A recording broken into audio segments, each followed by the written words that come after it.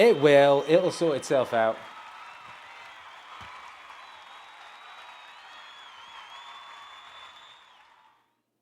I hope. I hope it does. Let's go up here.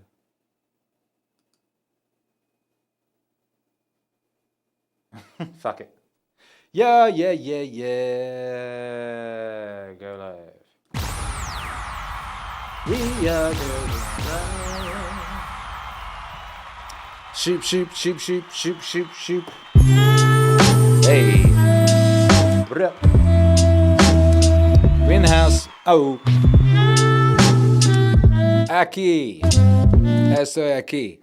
Soy Akira The Don. ¿Cómo estás? Huh? We out here on 1,000,000,009. Meaningwave. How are you all doing? How's everything looking for you?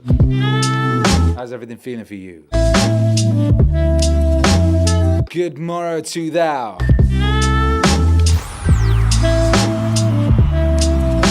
My name is Akira The Don. I'm broadcasting live from Don Studios, Mexico. We in the MeaningCave. Bam. That's camera 2. Hi, camera 2. That's the CRT. Hi, CRT. That's a bunch of things. We are a professional operation.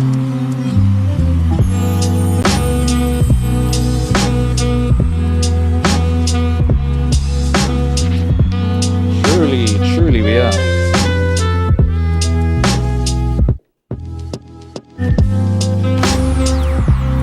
Yeah.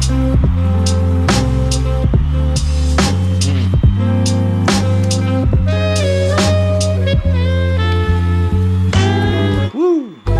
Shout out to everybody locked in. Welcome to the show. Welcome to the stream. Hello, Point Curation. Hello, Robert Easy. Hello, Frank. Hello, Big Bad Wolf. Hello, Ill Ink. What's up, Ill Ink? Says, I have those pink leopard velvet pants. Which ones? Where are they? Am I wearing them? No. I am not wearing them. Do you know what? I did think about wearing them this morning. I thought about wearing the Meaningwave neon purple, pink, cheetah print pants this morning. Literally did. But I went with the...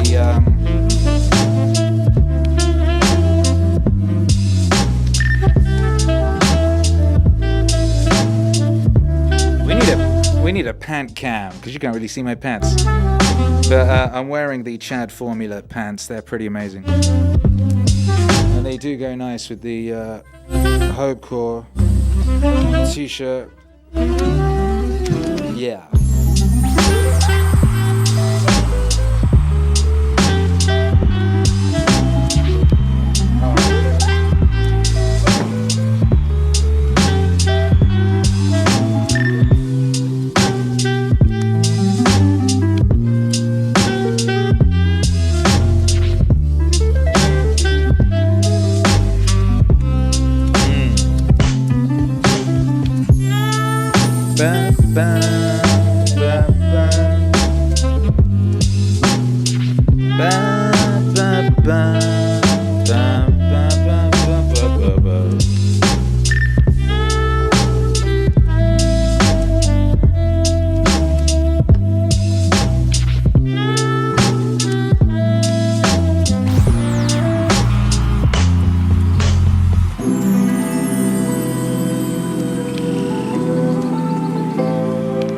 I gotta say it was a good day, and I didn't have to use anybody's AK. You know, no AK required. No AK required. Big Bad Wolf says Fist of the North Star. Exactly. I'm the true Fist of the North Star. Ooh. Immaculate vibes. Immaculate vibes on my TVs every day. If you are listening, you don't get to see the glory of what's on my CRT TVs, but that's fine. You can just imagine, just picture glory. Or Street Fighter 2, the animated movie, which is amazing.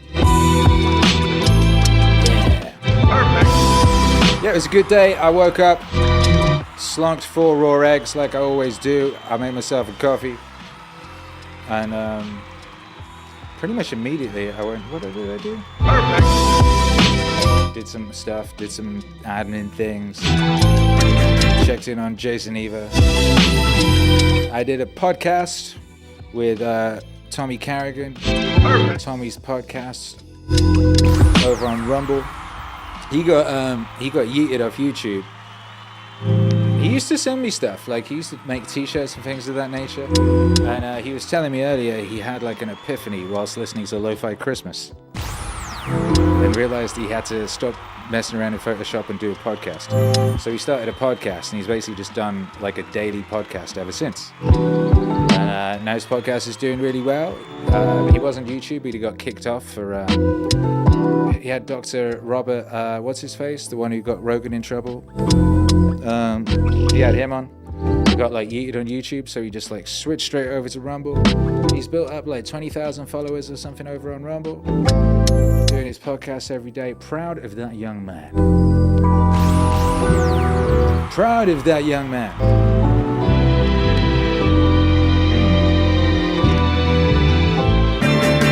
Shout out.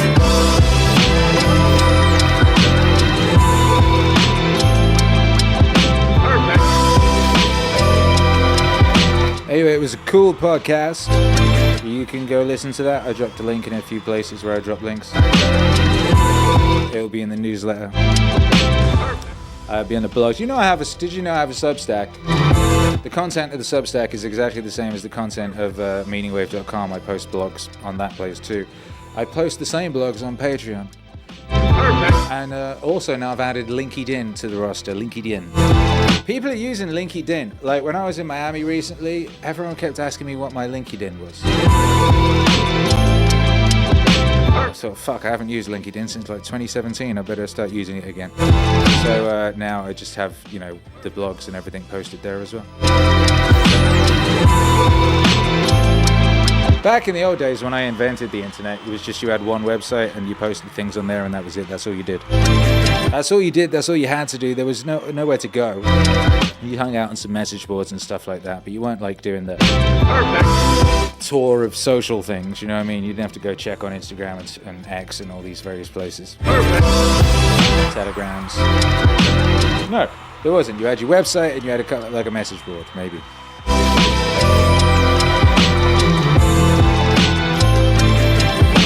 Can I see it was all so simple then? Shouts out to the Wu-Tang Clan. Make some noise in the chat. How are you? It's an Ask Stream. It's an Ask Stream. Do you remember back in the day we used to do Ask Streams? They were called Ask Akira. Do you remember those? We used to do them.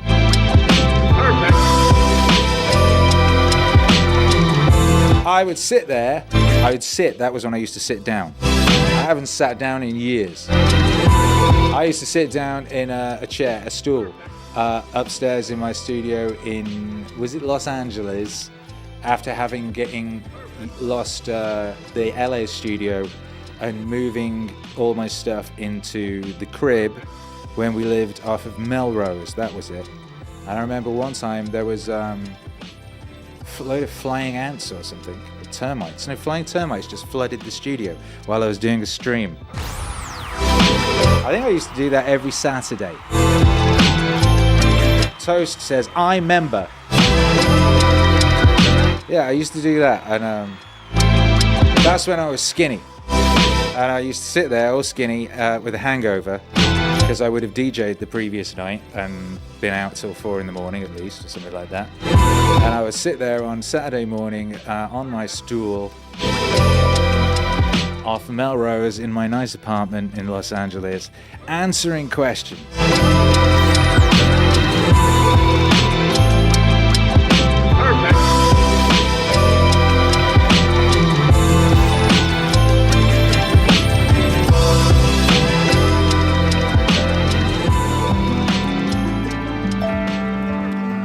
Anyway, I have a lot of questions.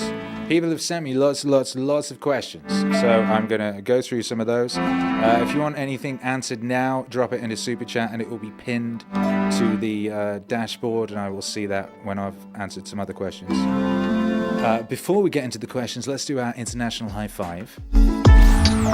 For our international high five, simply tell me where you are and ask a one-word question. I won't necessarily answer it, but it'd be, what question can you ask with one word? That in itself is a question. Where are you? One-word question.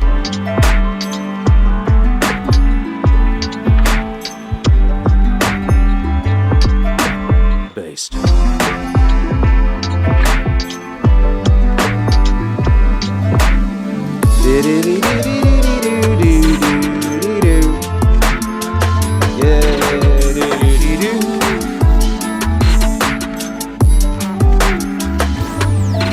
Sheila says, those were the days. I do miss the gold curtain. The gold curtain is in storage in Texas.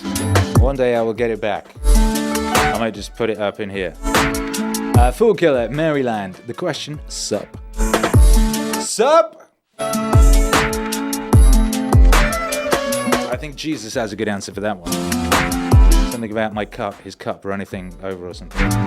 Eric Waters says, woohoo, Sheila is in Nashville, unbreaded. Different stream. That's the different stream. That's usually a little later than this one. Meaningwave, unbreaded. Live waving of unbreaded. Wouldn't that be something? Ill Ink Denver. Why? Why not? Lane Stewart, Happyland, Oklahoma. Am? I think so. Robert Easley, Bolingbrook, Illinois. Why? Toast 1012, Illinois. What is your current mood? Cheeto. Sagittarius, on the bike, huff, puff. More? Mass. Eric Waters, Australia. When?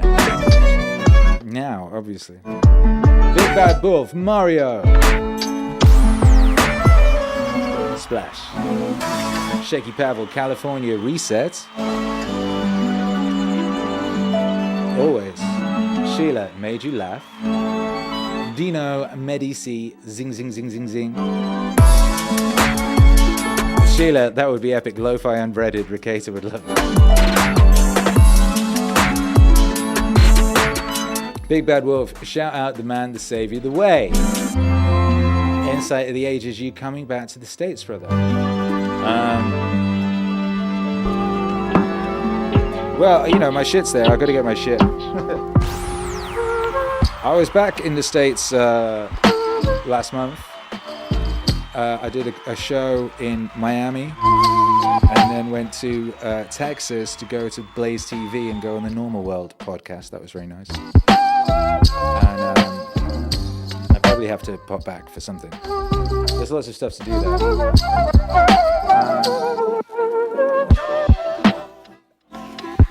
Dino, I'm going to have to time you out a minute because I can't read everybody's messages because you keep just dropping emojis. So I'm going to have to time you out. I'm going to have to get a wrench wench at some point to deal with things like that. Yeah! Hello, Ether Elephant. Hello, Ill Ink. Hello, everybody. Let's do an international high five. Wee! Are you ready? 3, 2, 1.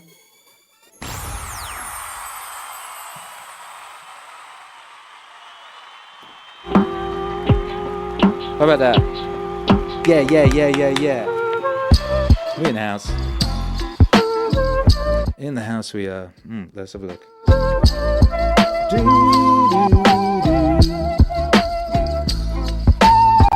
Shouts out to Jason Eva, who made me a nice spreadsheet. Plastic Neon says, you were great on Normal World. Hey, thanks very much. It was nice being on Normal World. They're lovely. And it was a really epic studio. Blaze TV studio is crazy.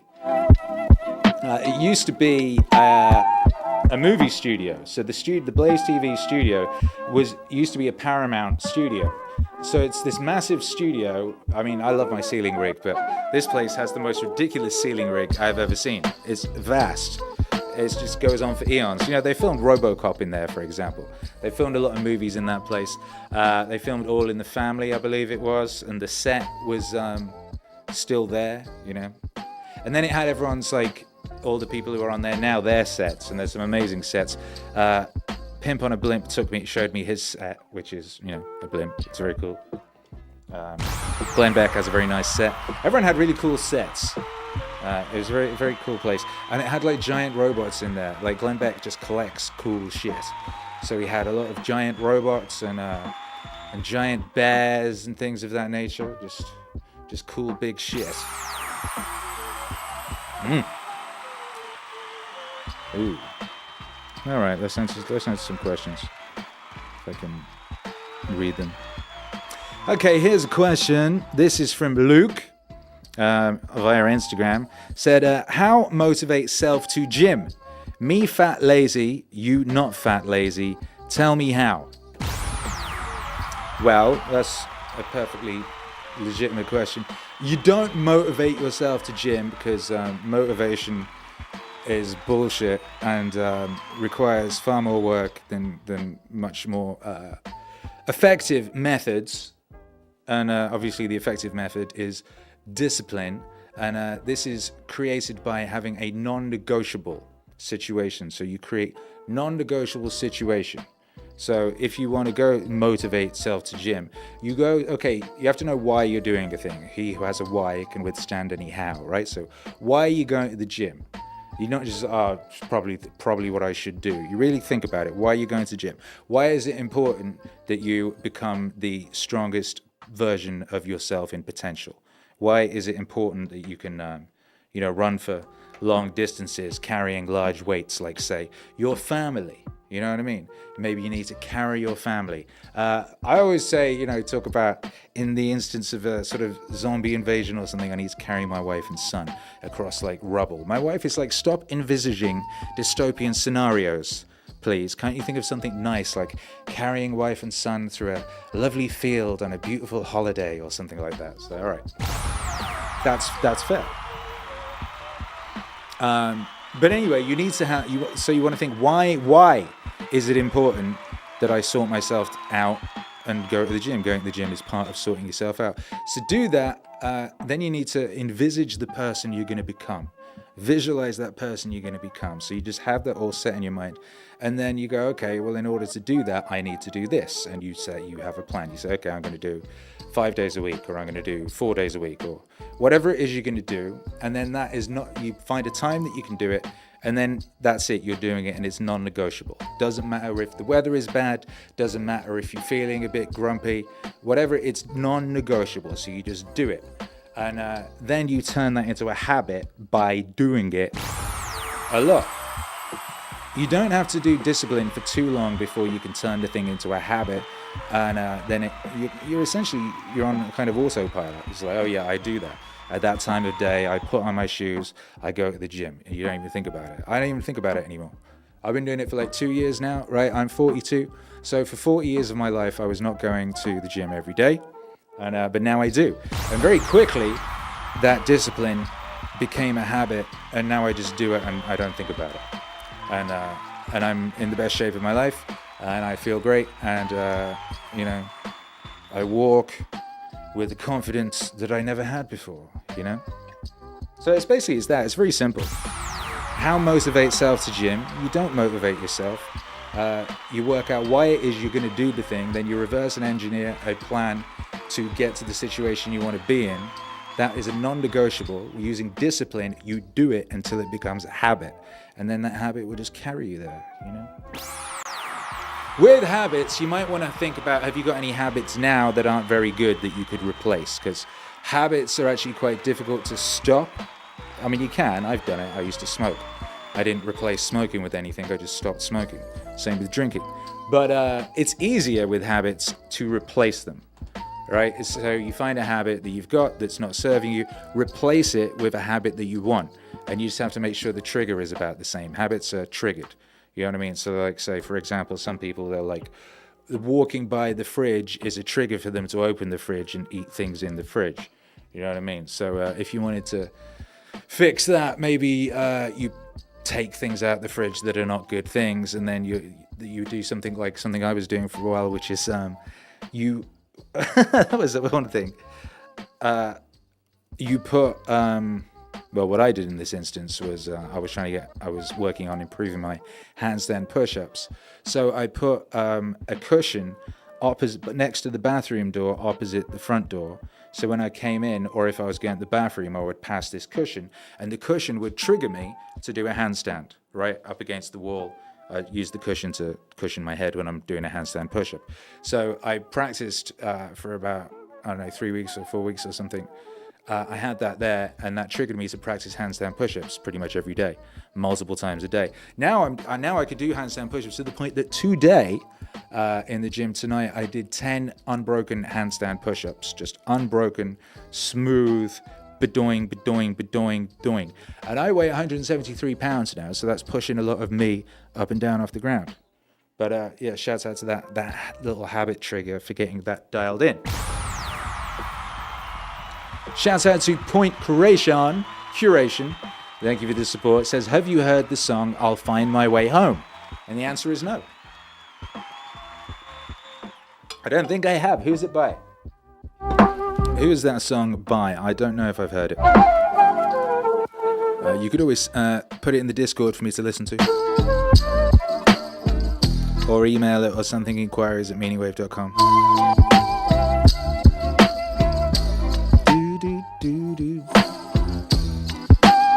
This music right here, this is a song called Bob Ross Type Beat. I believe this was on Lo-Fi Christmas 3, maybe?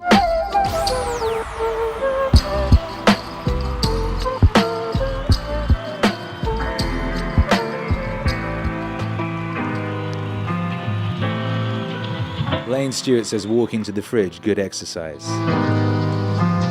Exactly, yeah. Sudrid says, freestanding or on the wall? On the wall.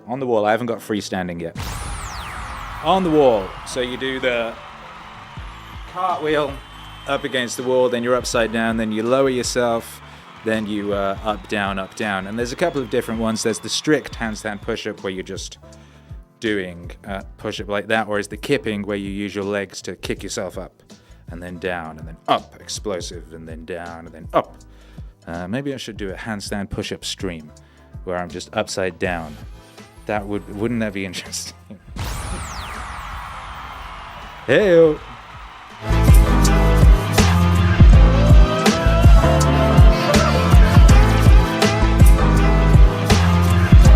I guess here's some advice for you.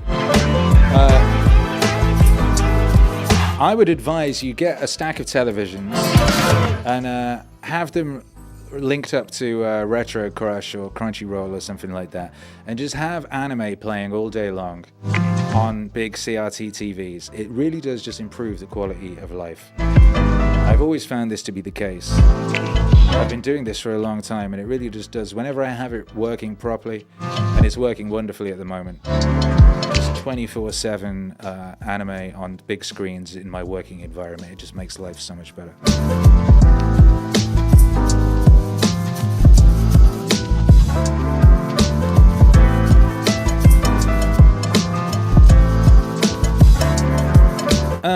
All right, here's a question from Johnny, who says, hey, you probably won't see this, but how do you, or how would you, deal with being out of place in a place you need to be in?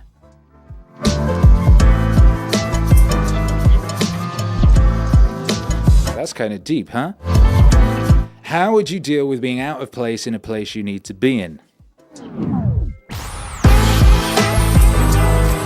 That's an interesting question. I feel I've often been out of place in a place I need to be in. You could kind of say that me being in Mexico is out of place in a place I need to be in, you know? I came to Mexico. I only meant to come for a couple of weeks or something, and then ended up staying here forever. And it was out of a necessity initially, but then, we rather fell in love with the place and decided, like, where else, one could live in paradise, or one could live somewhere else, so why not, But, one is out of place as a gringo. And I've always been a gringo because, when I was a little kid, I was born in the West Midlands and we moved to Wales, which is a different country with a different language, when I was like 2 or something. So then when I went to school, everyone talked Welsh, but apart from me who talked English, and they were teaching English. They had an English class and they were teaching it in Welsh, So I was always out of place, in a place I needed to be, or was required to be, or what have you. So, you do, that means that you're an outsider. It means that some people will not like you and will treat you differently because of that, but other people will like you. Not everyone's a dick, But I suppose the important thing is to really always remember, one, why you're doing what you're doing. This relates to the other one. He who has a why can withstand any how. So you should always be very clear in why it is you're doing what you're doing, you're where you are, and so on and so forth. And if you're not, then it's worth working that out. Maybe you don't need to be where you are. Maybe you don't need to be out of place in a place you need to be in, because maybe you don't need to be there. But if you do, now you know that. That's great. So, it helps to, what's the right word for it? Acclimatize, adapt, assimilate, you know what I mean? Learn the local ways, customs, as much of the language if you can, politeness, what's considered polite, what isn't considered polite, things that you would have done in other places might not be the right things to do here, and you can work all that stuff out. But the most important thing is to just be aware of why you're doing what you're doing and confident in that, and focus on the purpose, and why it is you're doing what you're doing and why you're there.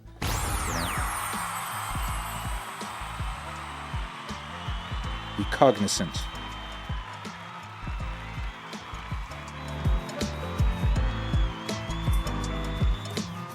And remember not to lose yourself. It's important to assimilate the new culture or ways or what have you, but do not lose yourself or sacrifice yourself. And yourself isn't necessarily like, some people be like, oh, I swear all the time. That's just me. I got to swear. Well, maybe you don't got to swear. I don't think there is a you. There is something true that's truly you that maybe doesn't necessarily. I mean, Goggins would disagree with that, I'm sure.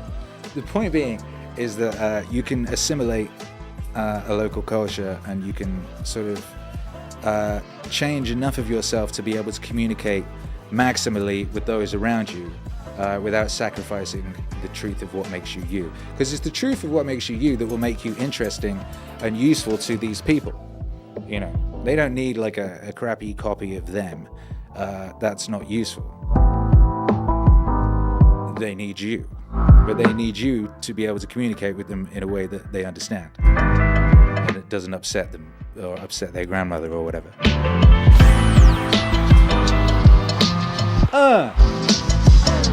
Big Bad Wolf says, I change schools every year of my life. Besides 2 grades, being out of place is my place. Exactly. You can become very comfortable in that, and that's a very useful thing.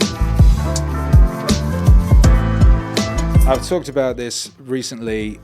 Maybe it was on that podcast today. But, a lot of people ask me about this, people have routines and habits and aspects of their life that enable them to create or do what they need to do. I have to have my morning coffee, and I have to have my crushed up mushroom powder, and I have to do my push-ups on my special push-up rug, and so on and so forth. And that's all well and good, but you also need to be able to do what you do and be you, whatever the circumstances. And in any circumstance, you might fall out of an aeroplane, you might wind up on a weird island. You still got to get after it, you know. You still got to keep going. You need to be able to be maximum you, whatever the circumstance. Yeah. I would say.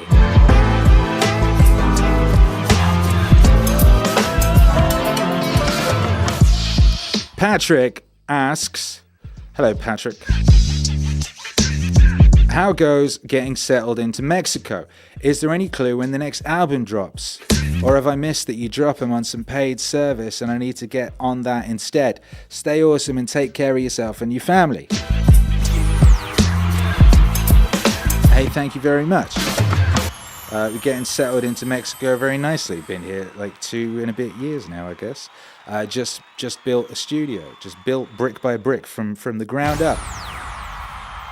A lovely new studio, and we're in it, and we just started streaming again. You might have noticed, or you might not have yet noticed, and you might, find this stream in many years ago. Oh, that's where Akira The Don was, and oh my goodness, yeah. But anyway, so yeah, that's what's going on.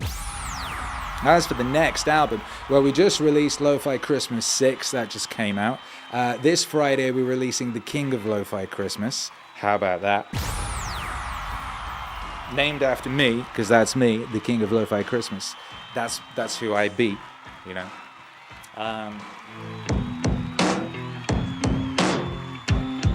Then after that, we've got, well, Meditations 2 is done.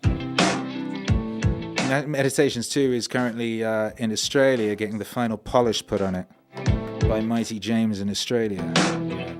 It's like squeaking it up.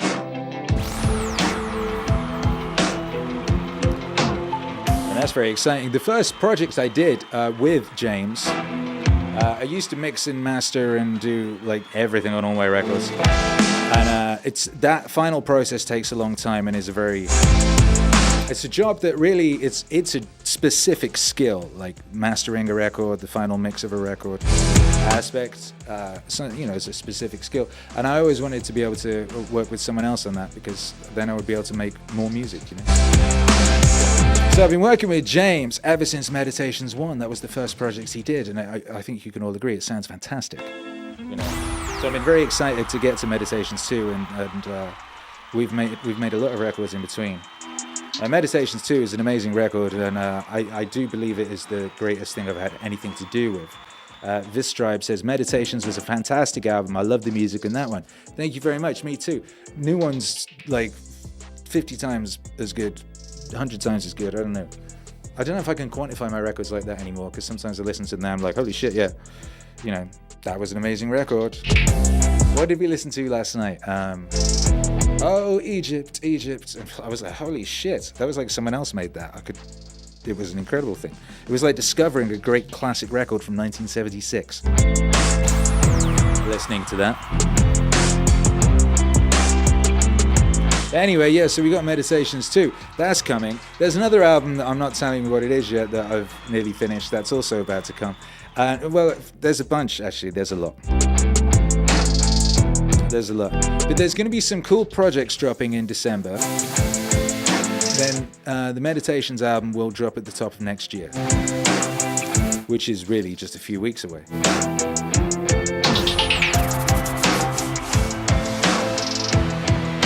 Yeah.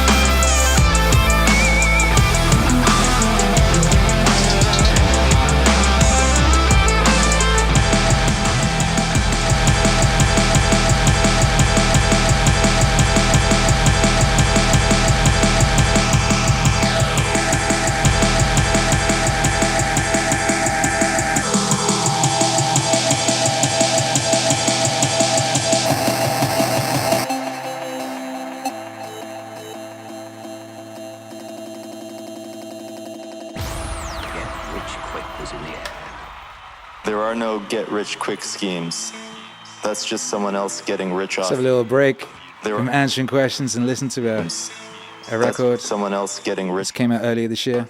This goes back to the world being an efficient place. If there's an easy way to get rich, it's already been exploited. There are a lot of people who will sell you ideas and schemes on how to make money, but always selling you some $79.95 course or some audiobook or some seminar, which is fine. Everyone needs to eat. People need to make a living. They might actually have really good tips, but if they're giving you actionable, high-quality advice that acknowledges that it's a difficult journey and will take a lot of time, then I think that's realistic. But if they're selling you some get-rich-quick scheme, whether it's crypto or whether it's an online business or seminar, they're just making money off you. That's their get-rich-quick scheme. It's not going to necessarily work for you.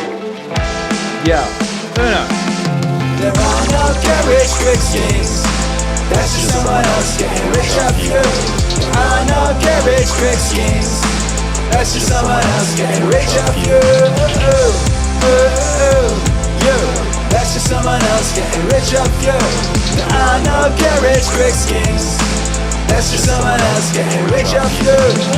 So you read stuff by people who are already very wealthy and they're clearly made their wealth in other fields, not by selling the how to get rich line. They have a credibility. You just trust them. And they're not trying to make money off of you. They are obviously trying to win some status and some ego, right? You always have to have a motivation for doing something.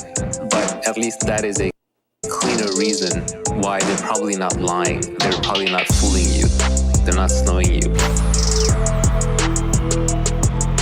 At some level, every founder has to lie to every employee of the company that they have, where they have to convince them that it's better for you to work for me than it is to do what I did and go work for yourself. So I've always had a hard time with that, which is why the only honest way in my companies, I've recruited entrepreneurs. And I tell them, you're going to get to be entrepreneurial in this company, and the day you're ready to go start your own next thing, I'm going to support you. I'm never going to get in the way of you starting a company, but this can be a good place for you to learn how to build a good team and build a good culture, how to find product market fit, to perfect your skills and meet some amazing people while you're out exactly what it is you're going to do, because positioning, timing, deliberation are very important when starting a company. But what I've never been able to do is look them in the face and say, you must be at your desk by 8 a.m. Because I'm not going to be at my desk by 8 a.m. I want my freedom. Or say to them that you're great at being a director today and you'll be a VP tomorrow. You know, putting them into that career path track, because I don't believe in it myself. No, there are no get-rich-quick schemes. That's just someone else getting rich off you. There are no get-rich-quick schemes. That's just someone else getting rich off you. That's just someone else getting rich off you. There are no get-rich-quick schemes. That's just someone else getting rich off you. Boom! What's up, dog? Akira The Don and Naval with Nivi. There are no get-rich-quick schemes. From the album How to Get Rich Volume 3 that came out earlier this year.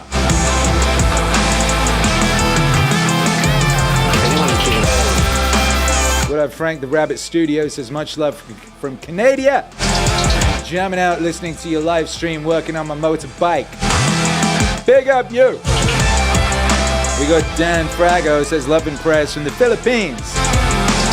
Akira, your music changes lives. Shouts out to Dan. Shouts out to all my homies in the Philippines. I got mad homies in the Philippines. I gotta get over there sometime.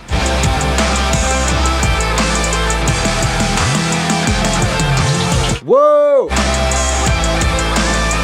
What up, Letitia? What up, Lane? Most inward thought as negative emotions tied to the process. Taking the camera off yourself and onto anything being tends to get the momentum going in a positive inclination.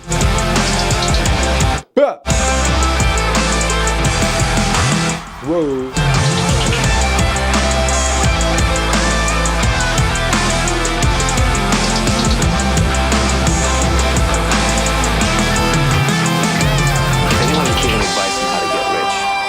Making money off of it, they should have made their money elsewhere. You don't want to learn how to be fit from a fat person. You don't want to learn how to be happy from a depressed person. So you don't want to learn how to be rich from a poor person, but you also don't want to learn how to be rich from somebody who makes their money by telling people how to be rich. That's It's suspect. suspect. It's suspect. They see our ads in the back of Hustler and Popular Mechanics, and our ads actually say they can get rich quick. Gonna get rich quick.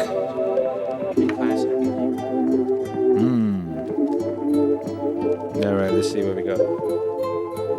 Oh, look, it's so good. So good.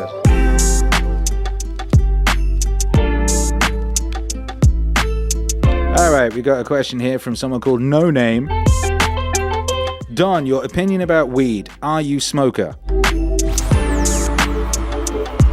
No. I mean, not like with any kind of... No. Not now. At times in my life...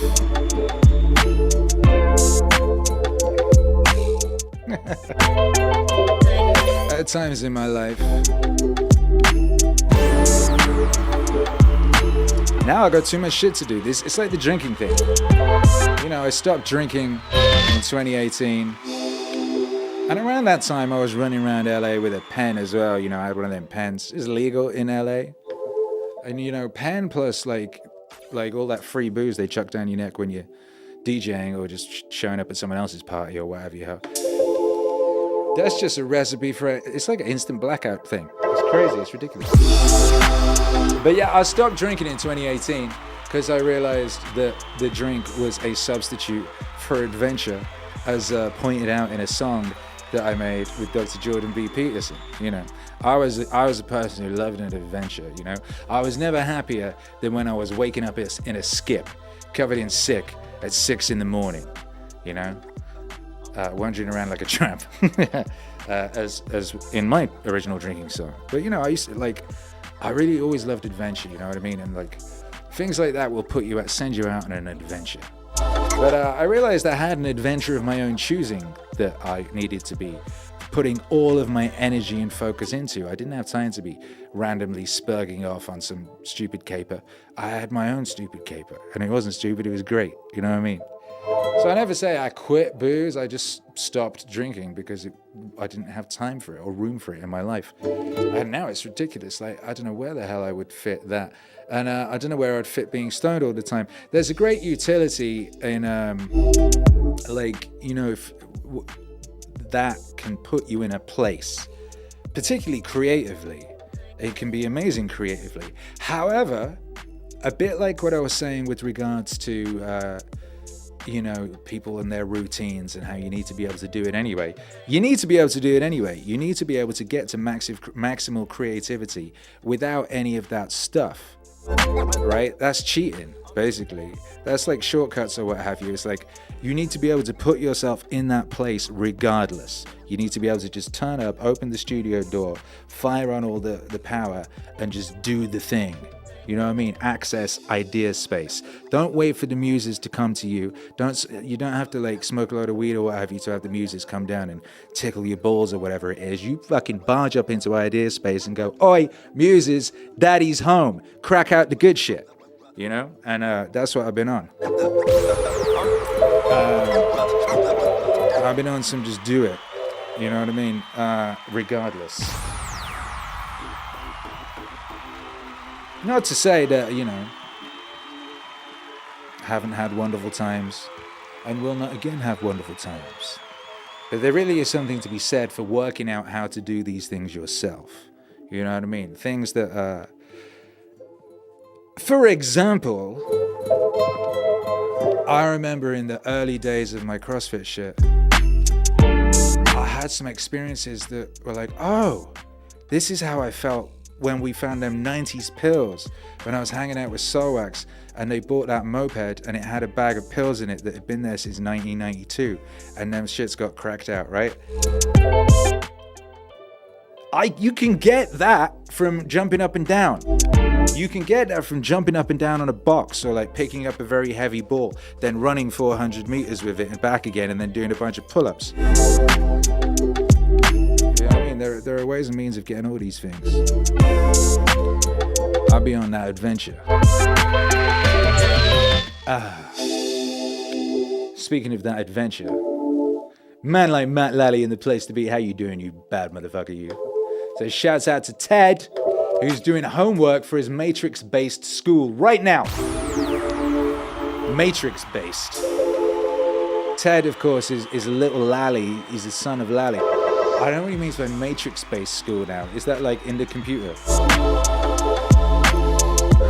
Or is that a virtual reality schooling system where he is learning Kung Fu? Either way, shouts out to Ted. What a plastic neon. Thank you for the support, you beautiful being. Merry Christmas. Repetition and simplicity. Ill Ink said, I had a nervous breakdown from smoking about 6 years ago. Never again. Won't smoke again because of it. Not worth it. I can get by just fine without it. We didn't even go into that side of things. Like, it's a cliche at this point, but the shit they make nowadays, that ain't that shit that they was doing, that the Beatles was doing. Like, this genetically modified, like, hyper purple shit that people be rocking out these days. That ain't that stuff with the stems and the seeds that they was talking about in them hippie songs, or even them, like, early Snoop records. This is a different thing. Plus, what did I say the other day? Oh no, we were talking about it on that podcast earlier. Tommy was like, oh yeah, I've never done cocaine. I don't know if I ever would. Kind of a bit scared. I was like, damn right, you better be scared. Anyone who takes drugs now is either like crazy brave and has no regard for their personal well-being, or is just like mental or something. Because like they don't be cutting that shit. They used to cut that shit with like baby powder and glucose and stuff. They cut it with fentanyl now. You will probably die. Like people be dying all the time. Do you know how many rappers died last year from like fentanyl laced cocaine and shit like that? It's actually thousands. It's thousands. I didn't even know there was that many rappers. Aside from like all the you know, wonderful great artists of the sort of SoundCloud era, so many of those all got fentanyl to death. But like, it's just standard procedure out there. You can be crazy, and I swear down, they be like cutting modern weed with fentanyl too. When you get in weed and it's all like crystal shit, that's fentanyl. Ain't nobody got time for that. People being like be freaking out about, oh, what do people get upset about people dying from these days? I can't even think. And back in the day, you'd be like, oh, more people die crossing the road. More people now die from fentanyl. Lane Stewart said, I heard my nephew is trying it, got me scared for his well-being. Trying what? Fentanyl? Better not be doing fentanyl. I saw Boozy talking about this. Shouts out to Boozy. Boozy was talking about, like, you know, he still hangs around the same hoods he used to hang around. And there used to be certain crackheads, you know. And I remember this. You have certain crackheads, and they'd be around forever. You know, it's the same crackheads that were there 10 years ago, 15 years ago, 20 years ago. And they'd be coming out, and they'll, like, you know, they'll be offering to, like, fix your bike or something. Or sell you a bike that they just stole from you last week or something like that, right? The friendly neighborhood crackhead. You know, they'd be like, I remember when e-scooters came out, and the friendly neighborhood crackheads had worked out how to like hotwire those scooters, and were connecting the scooters to other scooters and making great big chariots out of them, connecting them to shopping carts and stuff. Ingenuity of the crackhead. One should never underestimate the ingenuity of the crackhead, you know. But then fentanyl comes along, and Boozy was talking about this, and it's true. Certain crackheads you've been seeing for 15, 20 years, gone. Crackheads gone. Fentanyl. They've been doing crack for 15, 20 years, fine. You know, as fine as a crackhead can be. Bench pressing buses, all that kind of thing. Fentanyl, a week, day, gone. Boom, never see him again. When I was little, we used to be like, wow, imagine what drugs would be like in the future. Yo, drugs are so bad in the future that, like, it's just really not worth it. Like, you are much better off going to the gym and getting good at a deadlift. You know what I mean? And just mainlining God in that manner. I'm afraid it's hip to be square. Here in the future, if you want to be punk rock, do you know what? Here's the thing, right? Everyone's on drugs now. Like, normies are on so many drugs. When I was little, the people on speed, it was like mods and goths. You know what I mean? They do all the speed. Now it's like soccer mums and shit. It's like kids in school. Like everybody's government drugs. Everyone's on government drugs. You know what I mean? Everyone's on government drugs, whether it's like depressions or uppers or whatever the fuck, Adderall, whatever the fuck it is. Government drugs, man. I always stayed away from government drugs. That's one thing that's kept me alive all these years, right? So I always stayed away from government drugs. Like, if you try and be punk rock now, right? If you want to be counterculture, you stay the fuck away from drugs in general. Because that's what all the normies are doing. Normies are all fucking out of their mind on government drugs. Nah, baby, I would walk around with a copy of the Bible and Meditations by Marcus Aurelius and get a really powerful deadlift in. If I was about being punk rock in 2024, which I am. I'm the most punk rock fellow you could find.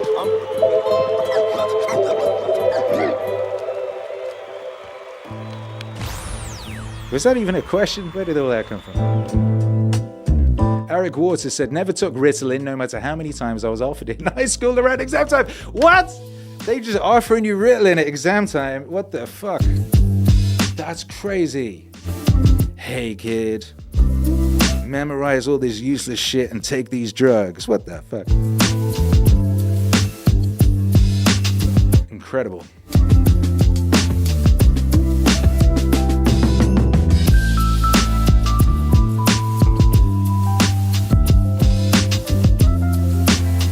Yo. All right, what are we saying? What's going on? Hey, what up, Cedric Edge says, if I were the devil. What kind of a question is that? That's an interesting question.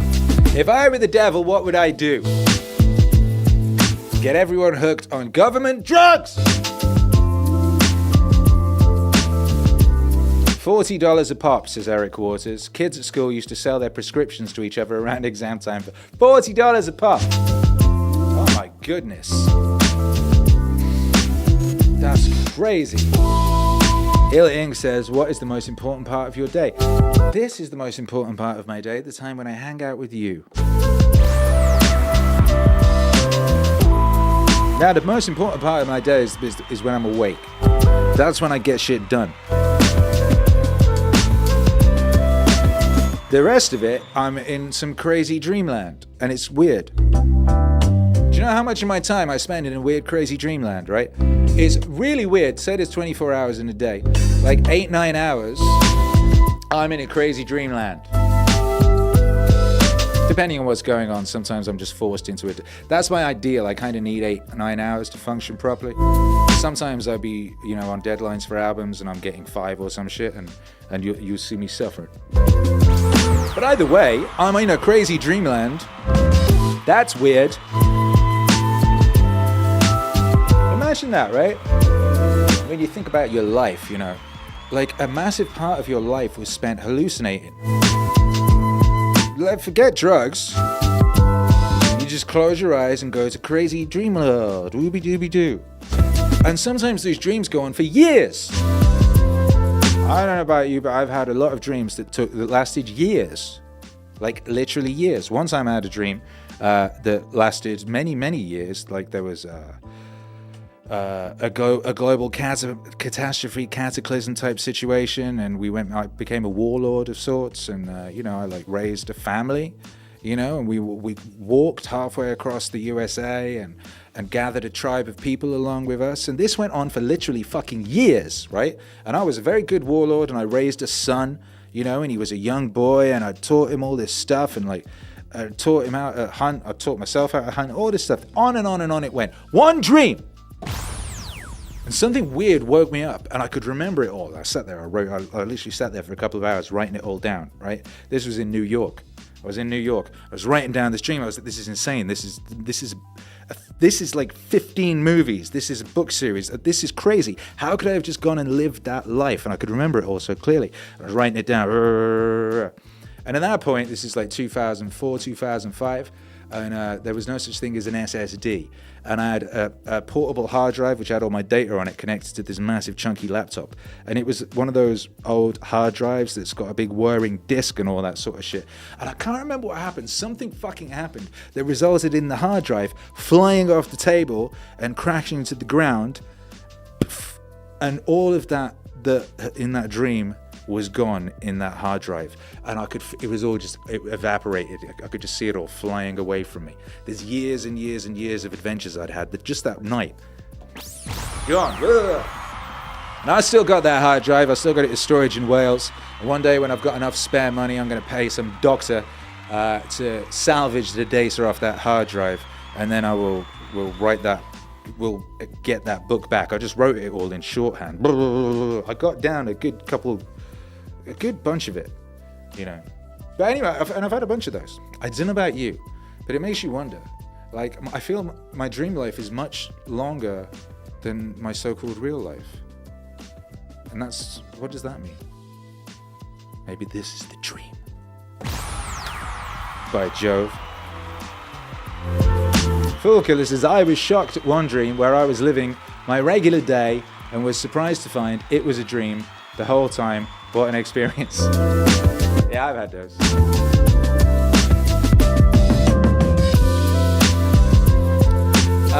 Harpreet, aka the artist of data science, Leyenda, says one of my younger cousins got hooked on fentanyl.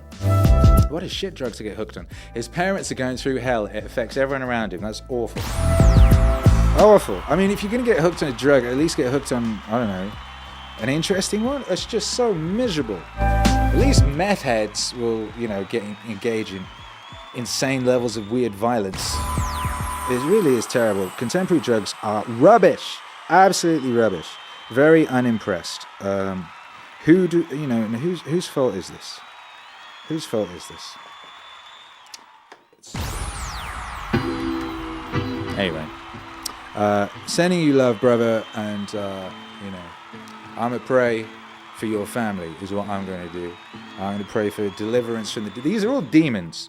Like, fentanyl is a demon. Like, I was talking about this, like my nan, she used to explain, you know, the reason they call booze spirits, you know, is because when you get out of your head, your body is vacated, and spirits, demons come in and they joyride your body, right? That's what my nan used to tell me. I think that's the case. I think that's very much the case. And a lot of these like modern like government type drugs and synthesized like drugs, that seems to be what they really do, is they hollow out the individual and create room for demons to come in and just fucking lay waste to the carcass, you know? And I kind of think if you've got one duty in this life, is to take care of this thing, right? This carriage, and drive it well. You know what I mean? Turn it into a finely tuned. What I always say, turn this into this finely tuned machine, this Gundam suit. You know, get good at something, and have this be good at something, right? And it connects with your mind, and it's good at something. And then you can don't hand it over to demons. Hand it over to God. Let God drive. You know, that's what Stevie Wonder did.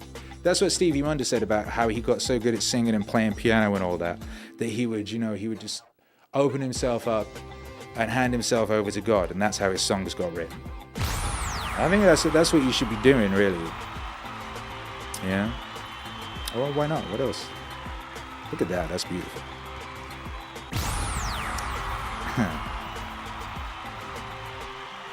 Ooh. All right, let's have another question. I got a lot of questions. Yeah, people ask me a lot of questions. They say, Akira The Don, this, that, and the other. 2076 was asking when the Indiegogo records will ship. I can't wait for that sweet, sweet vinyl. You all will have had an update.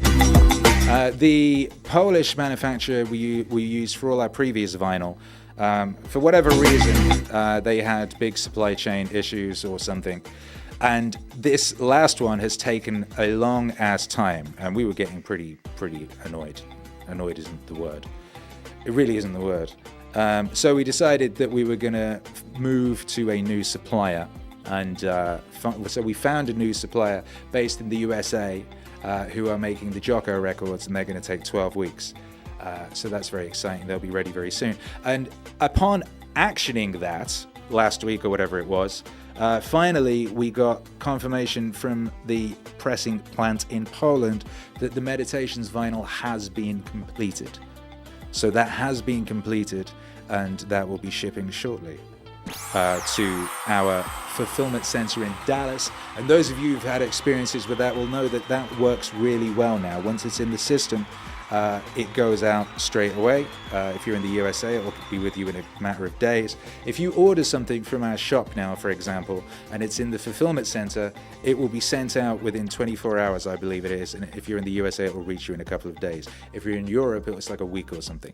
It's really good. They're doing a great job over there. So shouts out to them, and shouts out to everybody who is waiting on their vinyl. You're going to be getting that soon. Imagine that. What a time to be alive.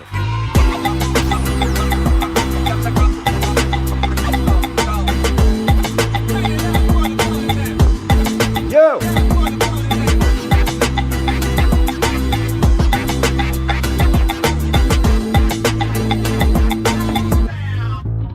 Bap, bap.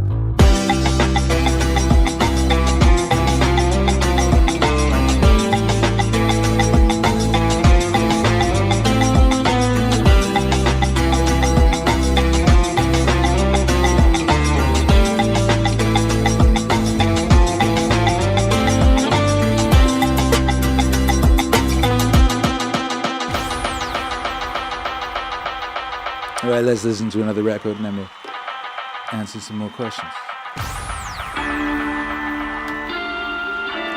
Brothers and sisters, make some noise for Paul Harvey. Make some noise for Paul Harvey.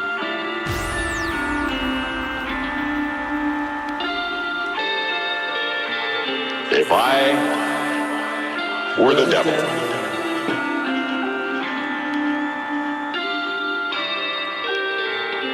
if I were the devil,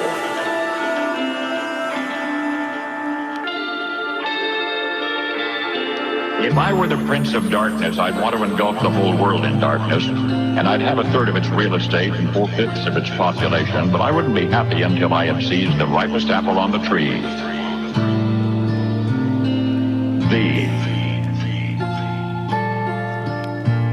So I'd set about, however necessary, to take over the United States. I'd subvert the churches first. I'd begin with a campaign of whispers. Nuke that lake. The serpent I would whisper to you as I whispered to Eve. Unleash holy hell on that like button. To the young I would whisper that the Bible is a myth. I would convince them that man created God instead of the other way around. I would confide that what's bad is good and what's good is square. And the old I would teach to pray after me, Our Father, which art in Washington. And then I'd get organized. I'd educate authors in how to make lurid literature exciting so that anything else would appear dull and uninteresting. I'd threaten TV with dirtier movies and vice versa. I'd peddle narcotics to whom I could. I'd sell alcohol to ladies and gentlemen of distinction. I'd tranquilize the rest with pills. If I were the devil, I'd soon have families at war with themselves, churches at war with themselves, and nations at war with themselves. Until each in its turn was consumed. And with promises of higher ratings, I'd have mesmerizing media fanning the flame. If I were the devil, I would encourage schools to refine young intellects, but neglect to discipline emotions, just let those run wild. Until before you knew it, you'd have to have drug-sniffing dogs and metal detectors at every schoolhouse door. Within a decade, I'd have prisons overflowing. I'd have judges promoting pornography. Soon I could evict God from the courthouse, then from the schoolhouse, and then from the houses of Congress. And in his own churches, I would substitute psychology for religion and deify science. I would lure priests and pastors into misusing boys and girls and church money. If I were the devil, I'd make the symbol of Easter an egg and the symbol of Christmas a bottle. If I were the devil, I'd take from those who have and give to those who want it until I had killed the incentive of the ambitious. What'll you bet? I couldn't get whole states to promote gambling as the way to get rich. I would caution against extremes in hard work, in patriotism, in moral conduct.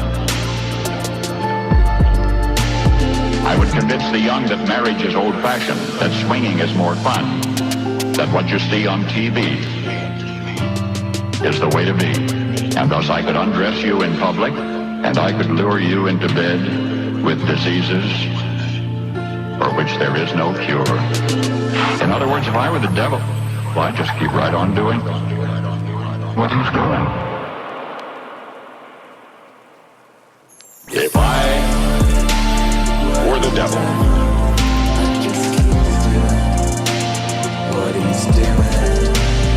if I were the devil,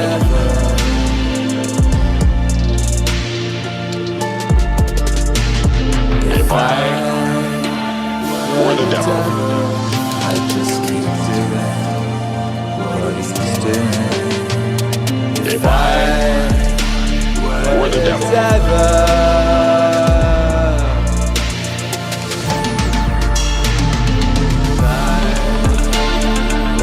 Devil, I just keep doing what he's doing. If I were the devil,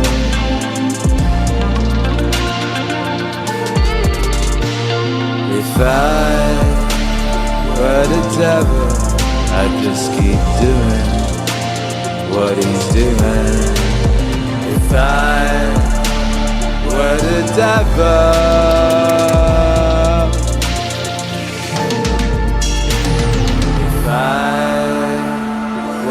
devil, I just keep doing what he's doing. If I were the devil.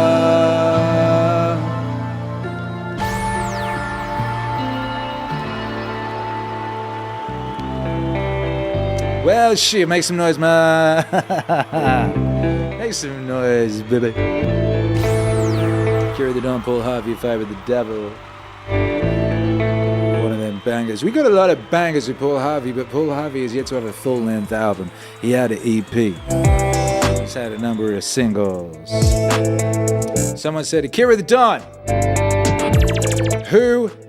I should read the question. I'm doing it from memory. Who in the Meaningwave universe would you like to have that you've not been able to have? So to speak. And well, you know, there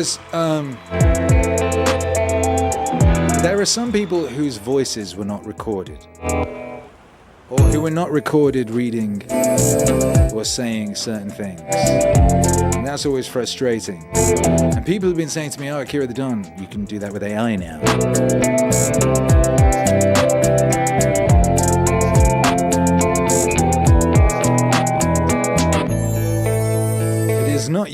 This is not yet, I've experimented. There is something intangible in the emotion of somebody's actual being connecting with their vessel, and how that pushes air out into the world. And what that does, that the AI stuff cannot do. I'm afraid it cannot do. Now, there is things that you yourself, I could, for example, record something and then have essentially an AI voice filter attached to that. But then that's just a kind of,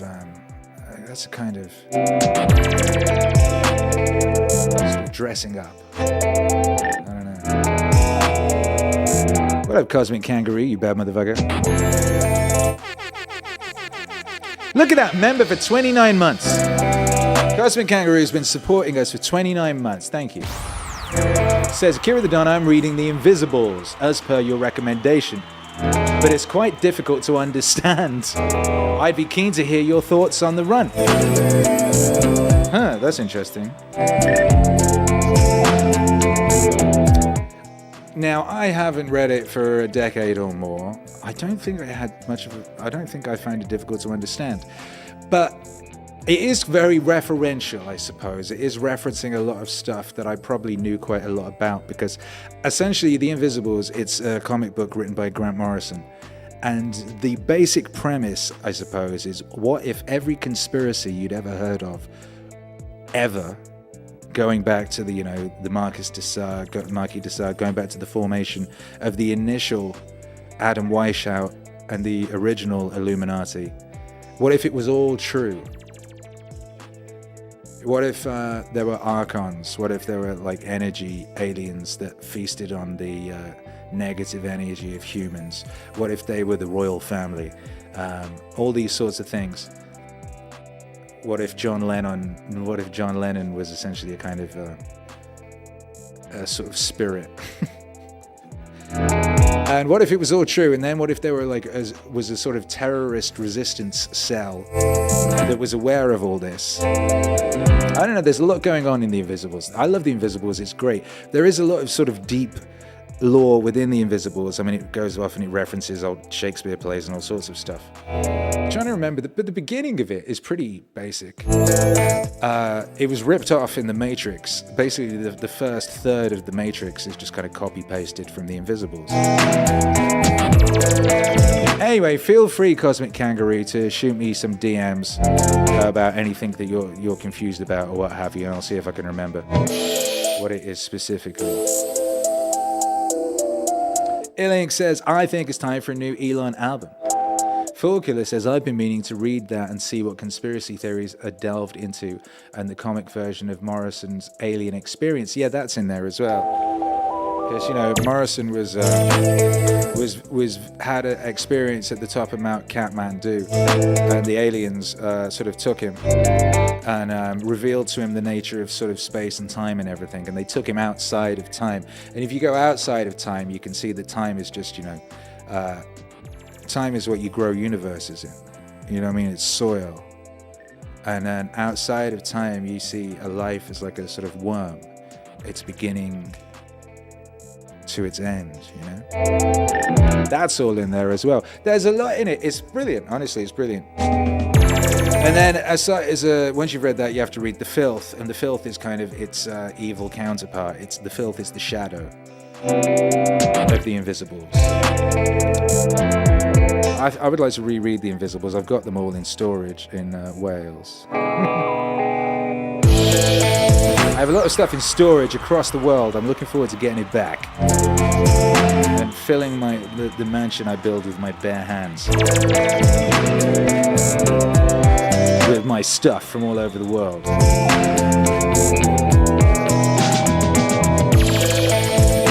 Yeah. Meaningstream, ask. I'm answering questions.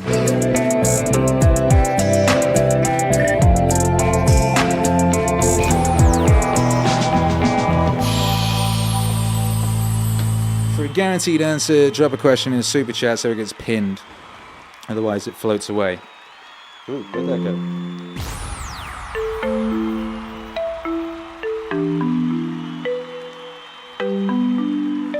Okay, we have a question from Please Pray For My Soul. Please pray for my soul. On Discord, said, how do I stop bad habits?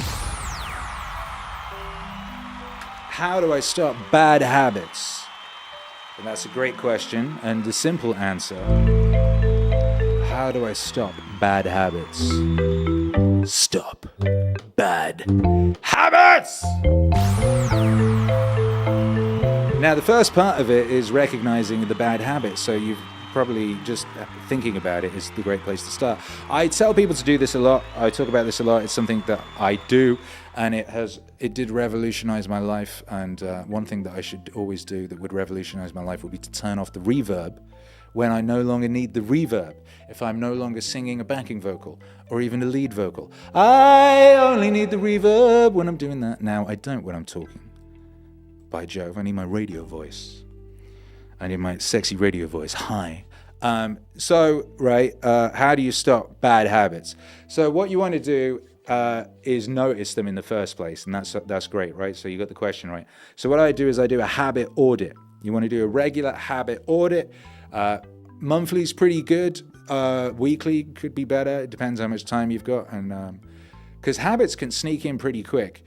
And if you develop a bad habit, a habit that's not serving you, habits are good, habits are great. Good habits that are serving you are fantastic. Habits that are not serving you are not fantastic, and they're cringe and lame, and you want to nuke them. And say you develop like an unuseful habit on the first Monday of December, and then you don't audit your habits till the end of December. You could have had that habit for a whole month. A habit that goes on for a month can fuck you up. You know what I mean? So a regular habit audit is a useful thing, and what you want to do is just work out. A habit is something you do habitually, right? So you could look at your day, or you could look at your week and go, what did I do? And you'll start spotting habits, and then you can see if they're good or not. Oh shit, what the fuck? It turns out, hello. It turns out that every day at 1 p.m. on my way to make my lunch, I have like a big cookie, and then I think horrible thoughts about that guy next door or something, whatever the fuck, and you just suddenly start doing that every day.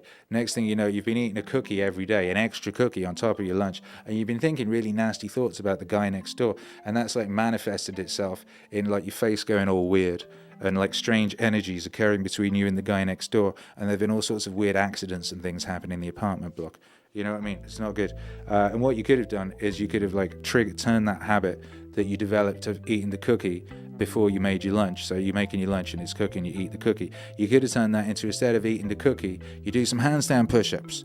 You know what I mean? You could have done that. Or you read, say you've got Tools of Titans by Tim Ferriss, you read, and it's like little chapters, they're like fucking 2 pages each. You just read one of those instead of the cookie. You know what I mean? Or you have like a glass of, of lemon water, or I don't know, whatever the fuck it is. You just replace the habit with another habit that's useful, that's gonna lead you where you want to go. You know what I mean? So that's what you want to do. How do I stop bad habits? You identify them, and then you replace them with useful ones. You know what I mean? I wouldn't even think in terms of bad habit or good habit. I'd think useful or unuseful. Is it carrying you to your aim? That's what you want to think of a habit, as something that will carry you to your aim, like a person crowd surfing at a festival, just getting carried to the front of the stage. You know what I mean? That's what you want to do with your habits. You want to have your aim, visualize your aim, then reverse engineer habits that will carry you to that aim. And then you want to do habit audits on your life, and just check if all the habits you have are carrying you to that aim. And if some new ones pop up that are not, just replace them with ones that will, that are kind of similar and have a similar habit triggers. So that's what I would say about that. Walking Mall Poet. Look, it's Walking Mall Poet. Everybody loves Walking Mall Poet. He's got a heroic son, and he walks the mall doing poetry. Hello, says ATD late to the party. I was putting up the tree with the family. Any favorite poets to recommend other than the ones featured in Meaningwave already? Where does that song keep finishing in a strange place? Come back to what you know. Take everything real slow. Why the heck did an Embrace song just pop into my head? Isn't that crazy? Embrace. Did anyone used to listen to Embrace back in the Britpop days? I really liked them. At one point they were being pitched as the new Oasis. That wasn't the truth. That's not what happened, but they were very good. I thought they were very good. Anyway, poets. Fucking hell. My brother's a good poet, Alexander Velki. Check out Alexander Velki. If you DuckDuckGo or whatever search you use, Alexander Velki, you'll find him. And he does post his poetry. He's got some books of poetry. And, he's also got a micronation. He's the king, he's the head of state of a micronation called Lanskervia in South Wales that he's decreed, its own nation, I guess. And he writes great poetry. I'd recommend him. How about that? Who would you recommend, Walking Mall Poet? I'd recommend Walking Mall Poet as well. He wrote a lovely poem one time about the streams, about our lovely streams. Yes, he did. What up, Big Bad Wolf? Big Bad Wolf is in a pool, swimming, and simultaneously listening to the stream and chatting. How about that? Grant Delay says, crush your bad habits, listening to Marcus Aurelius Meditations Volume 2. Yes. Meditations Volume 2 is just, it's very dense with excellent advice for how to live. It is so dense. It's so dense, it is like a diamond. You know what I mean? That was created from a whole coal mine.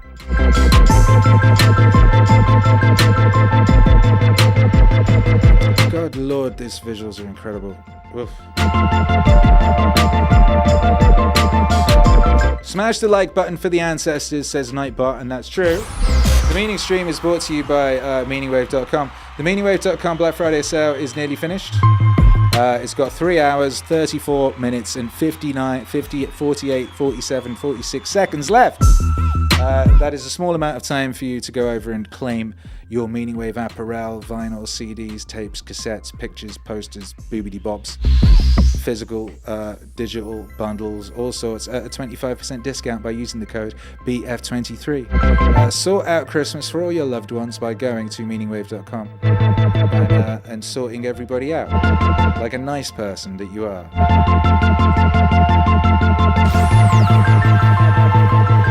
And we're really getting into Christmas. Like I was saying, the King of Lo-Fi Christmas is coming this Friday. The King of Lo-Fi Christmas. 4-hour album and mix accompanying. Oh my goodness. All right, where were we at? Hello, Eric Waters says, I had to go for a minute, but oh my Lord, it's good to be back. Imagine having to go for a couple of minutes. Imagine missing even a second of a meaning stream. Imagine the absolute horror. Good Lord. Okay, this is a good question. Hello, Alexander the Delusional. Says, my son, this was in Discord, says, my son wants to know why you had gold skulls in your LA studio. I was listening to Rain in LA today. Rain in LA is a live mix that I did in my studio in Los Angeles back in the day. And I'll have to look back at that. I think it was like a proto-meaning stream. I basically DJ'd Meaningwave songs, I think, unless I DJ'd other things. I can't really remember. I was where it was raining in LA, and I used to go to the studio on an e-scooter at that time, and I was wearing a poncho, one of them yellow things, you know what I mean? And I was wearing that in the stream, and I had the camera on a gimbal, and the gimbal was tracking my movements, so it was just moving the whole time. And you know, that was one of those cool things that I did. Anyway, I used to have skulls on my desk. I had a gold one, gold skulls on either side of my desk. And the reason, child who was asking, my son wanted to know, Alexander the Delusional's son of Alexander the Delusional. The reason I had the skulls on my desk is, well, it's because they look really, really cool.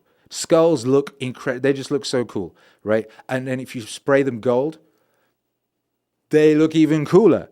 Can you imagine? I mean, few things look as cool as a skull, but if you spray a skull gold, it gets a next level of super cool. So that's why I put skulls on my desk. Also, skulls are cool, right? Because they remind you of death. And it's really cool to remember at all times, you will die very soon.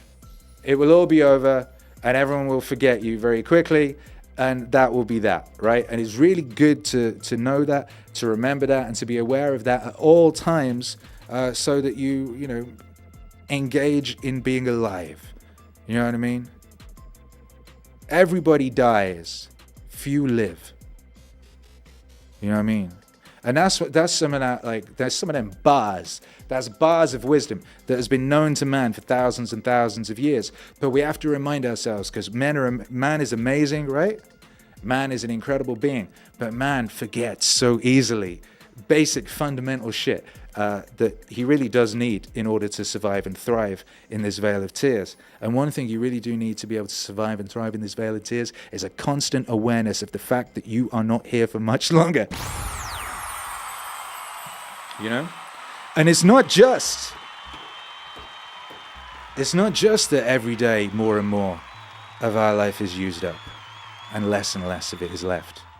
But this too, as we get older, how can we be sure our minds will still be up to understanding the world? You know? Because here's the thing, like, you're all sharp now, right? You're hanging out in the chat, you're chatting with people, you're a smart cookie, right? At some point, sometime you might get, Parkinson's or something, and then suddenly you're not the person you were last week, and you're not, maybe you'll live for many, many, many, many years before you die, and your capacity to engage in life as you do now could be severely reduced. It's not just that you will die. There's a whole load of other stuff involved. And you got to be aware of that. So that's why I put skulls on my desk, because I want to remind myself, because A, they look fucking cool, and B, I want to remind myself that I ain't here for much longer. You know what I mean? This is just like a little blip. Akira The Don right here, right now is a little blip. And any moment I'm spent worrying about an imagined future or wallowing in a recreated past is time I'm not spending being here right now, engaging with this opportunity, this once in a lifetime opportunity that is this lifetime. You know what I mean? Mike can! Some say Mike can't. I disagree. I say Mike can! And Mike Can has been a member for 33 months. That's 33 months of supporting Meaningwave. Incredible. Incredible. Hi Akira, relationship question. How do you know if a lady is just being polite to you or is interested in you? How would a guy make an advance on them? How would a guy make an advance on them? Oh, okay. Well, first we need to change the music. That's very important. You need to play the right music.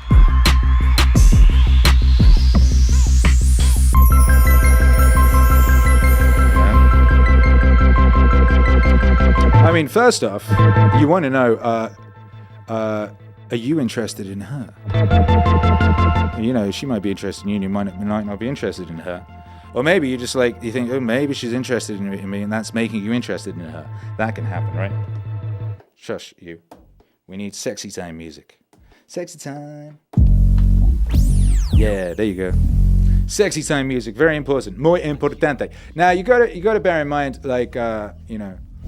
any dating advice for me is dating advice from an old man. I've been with my woman since 2005. You know what I mean? I never did a dating app. I've never used a dating app. The modern ways of doing things are strange and alien and somewhat weird and creepy to me. But some fundamentals are fundamentals. And as regards to, how you know if someone is interested in you or not, you know. There's a big difference between desire and politeness.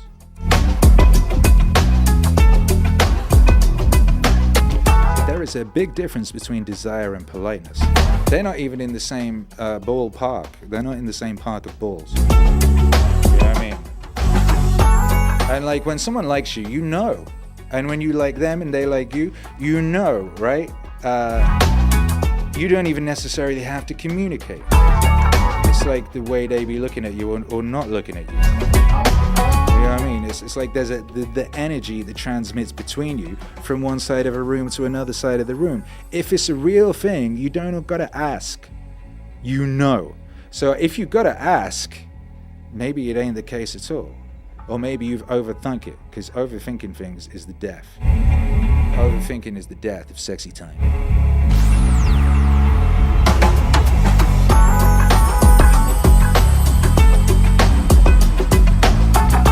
My advice to you would be to, invite her to a Meaningstream, and see if she enjoys the whole experience. And if she does, then she's cool.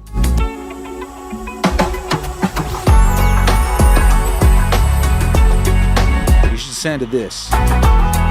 Say, what'd you think of that?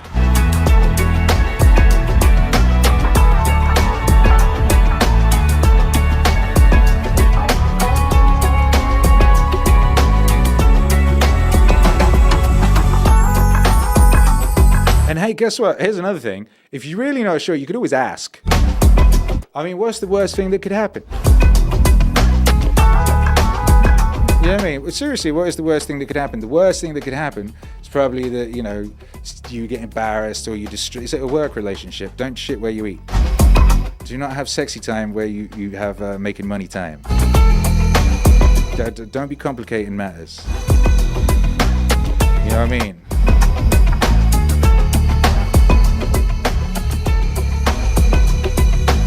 I don't know what the situation is. I don't know what the context is. Cosmic Kangaroo says, invite her to your MeaningCave. That's right. Letitia, who's a girl, says, yes, ask. Sometimes girls just want to be asked. You know? Or told.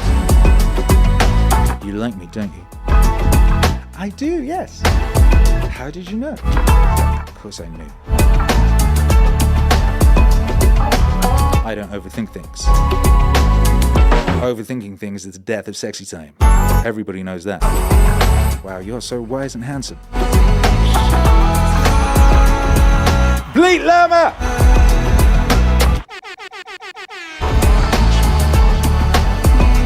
$36 months of supporting Meaningwave via this membership system. Incredible. Thank you very much. Says Akira, what is your favorite girl? Wait, what? What is your favorite girl CrossFit workout? What is your favorite girl CrossFit workout? That's such a crazy question. I don't even understand it. You mean, what is my favorite workout for girls? I'm not a girl, and I'm not a CrossFit instructor.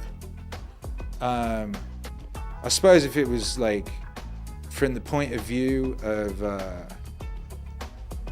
I mean, squats are good because they give girls nice behinds. Is that? I don't really understand the question. Favorite girl CrossFit workout?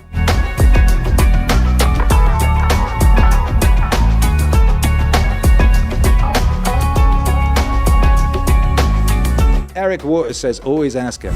Becca H says, yes, ask her. Everyone's saying ask her.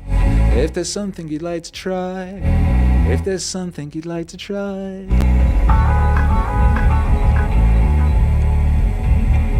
Yeah, I need more context, Bleat Llama, on this CrossFit girl workout question.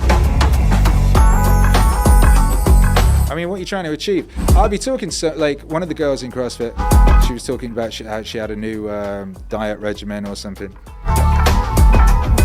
And it's one of these ones where, like, she don't got much English and I don't got much Spanish, and, you know, sort of doing your polite conversating when you're getting your water or whatever it is.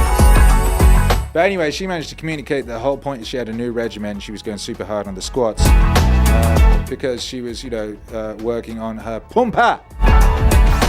Por mi pumpa. Necesito por mi pumpa. You know, girls, that's what a lot of girls, they be going to CrossFit to work on their pumpa.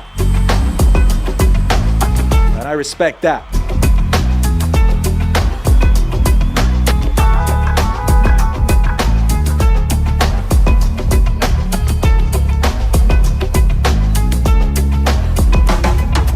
Bleat Llama says, no, like Grace, Helen, Fran, or Mary. I'm going to assume now that there are CrossFit workouts that have names, and they don't do that in my gym. I'm in Mexico, they do not give them the workouts names, and they do not name them after girls. The only named CrossFit workout I know is the Murph, and we do the Murph like annually, like out of respect, and that shit is painful. But yeah, we don't have them named. I post mine, I don't know if you know, I tend to post my CrossFit workouts on Instagram most nights when I remember. I haven't done it tonight yet, but I'll post them. I'll post the chalkboard, so that's always take a picture of the chalkboard. You know, they don't give it a name. Today, for example, we started off with 3 rounds, 90 seconds on the 90 seconds of cardio. So that's the rower, the rower, or the skier, or the crazy power bike. You know what I mean? And then it was 10 hang muscle snatch That's where you hold the bar and you bang it up in the air. And then it is 10 snatch grip thing. That's the one you got. That guy. Then it was 10 bent over elastic band Yankee pangs. And then what did we do? Then we had an EMOM, 8-minute EMOM, every minute on the minute, of 5 hang muscle snatches, then 8 hang power cleans, and puedes y incremento tendo peso, so it's a bang the weight up a bit every time. And then we had a 20-minute WOD of 5 rounds of 20 toes to bar, 15 handstand pull-up push-ups, and 10 calories on one of the machines, round and round and round 5 times. And I did 10 handstand push-ups unbroken, and I did 20 toes to bar unbroken. But my toes to bar isn't, the toes don't quite reach, they go up, but you're supposed to tap the toes to the bar, and I'm not quite that flexible yet, so I get about like 8 centimeters away. But it's pretty intense, dad. Unfortunately, that doesn't really answer your question. I could see you were very eager to know the answer to the question. Il Inc. says Instagram algorithm is messed up. I have notifications set up for your account and I never see your posts. It's messed up. I guess you just have to go on some of them and like them. And then you'll get shown a few more and you just have to keep doing that. People do constantly write to me and say, you're shadow banned as fuck on Instagram. I search for you and I can't find you, but whatever. We find a way. Please come in. I'm going to have to play this song now, I'm afraid. I'm going to dedicate this to you. Akira. The Don. He's got clout. Mike can. Not Mike can't, Mike can. And Mike, I believe you can. Go get her. X marks the spot. X marks the spot.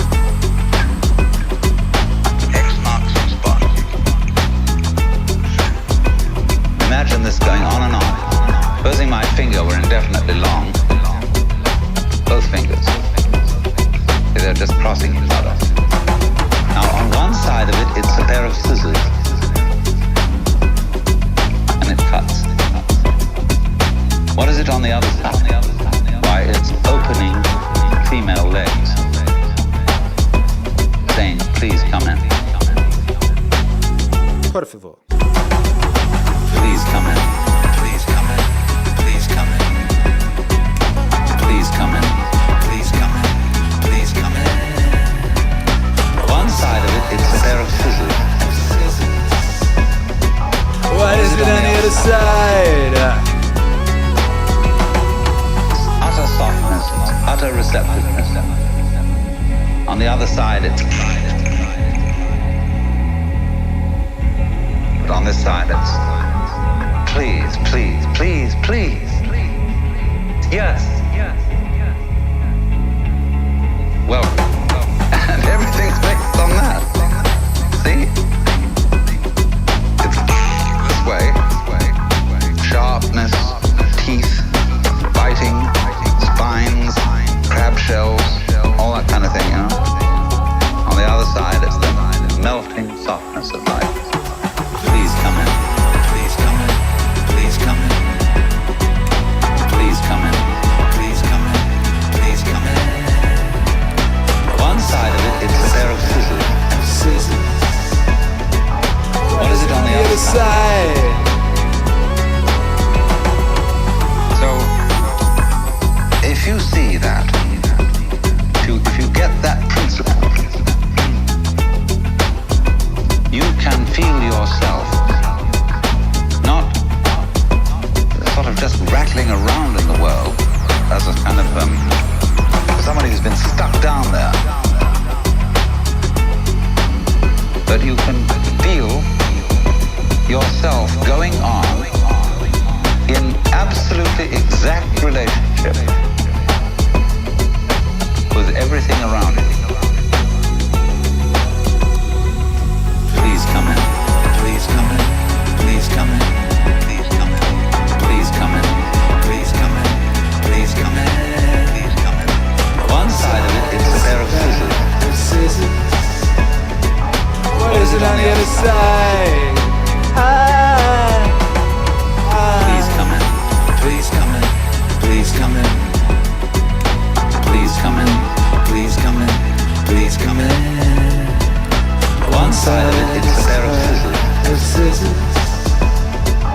What is it on the other side?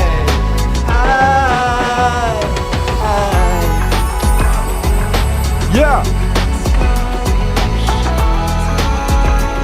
Alan Watts, Akira The Don.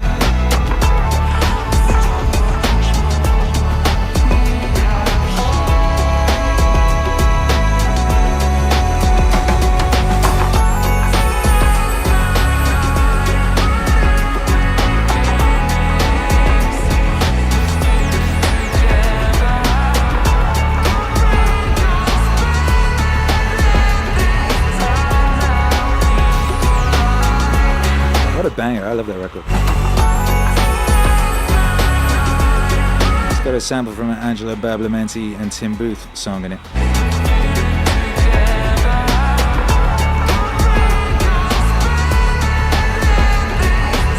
Booth and the Bad Angel. Godspeed, Angelo Badalamenti. Bad motherfucker right there.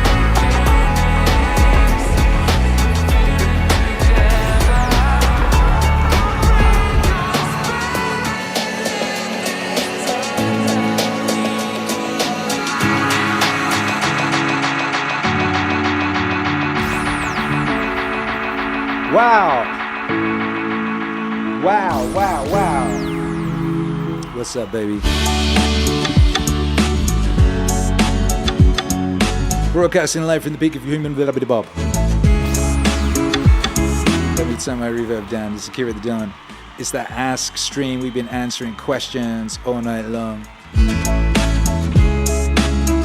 know what I mean? Eric Waters says sexy stream for the win. Yeah, the stream went sexy. Thanks to Mike Can and his predicament. About not being sure if a lady's being polite to him or if she wants to ravage him.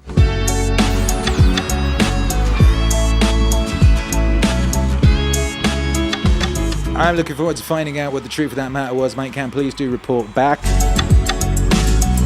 Word XP says, Akira, are you still using apps to improve your Spanish? I do Duolingo every day.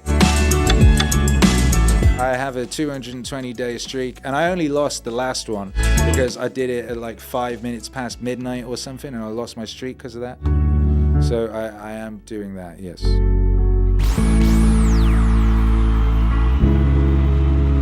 This Stripe says, hot tub stream when? Yeah, we'll do that on Twitch. Herc was talking about that. Herc and me had this, like, you ever played Zelda? Called Breath of the Wild, and in the beginning of it, like, Link is in the bath, and Hercules' thing was like, oh, he was hot tub streaming for 100 years. A 100-year hot tub stream. What up, Cyclops? Good to see you. Word XP says, congrats on 220. Hey, thanks very much, my guy. Richard says, do you have any plans on releasing Meaningwave on vinyl? People have been asking that, or maybe it's you 100 times. People have been asking that. If people want Meaningwave on vinyl, I mean, it's one of those records that should be on vinyl. Meditations has just been pressed and will be shipping shortly. And Jocko will be pressed in 11 weeks, I think it is now.